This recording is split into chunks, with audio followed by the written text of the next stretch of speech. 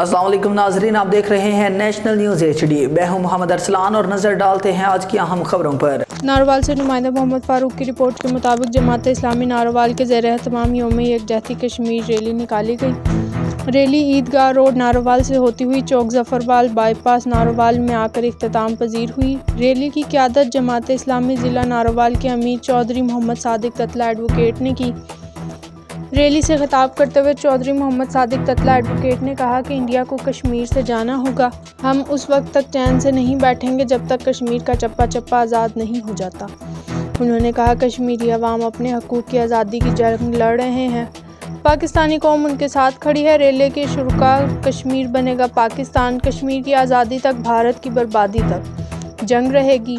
India کا جو یار ہے غدار ہے، خون رنگ لائے گا، انقلاب آئے گا، فلک شگاف نعرے لگاتے رہے۔ ریلی سے نائب صدر کسان بورڈ پاکستان چودھری نور الہی Tatla advocate Anwar ul Haq but, نائب امیر جماعت اسلامی ضلع ناروال محمد کلیم سلیمان چودھری، احسن عدیل تتلہ ایڈوکیٹ محمد ذوالقرنین وائی، ڈاکٹر زاہد منیر کے علاوہ دیگر قائدین نے بھی خطاب کیا۔ بعد ازاں محمد اویس عسکری کی قوم اور ملک کی سلامتی کے لیے خصوصی دعائیں کی گئیں۔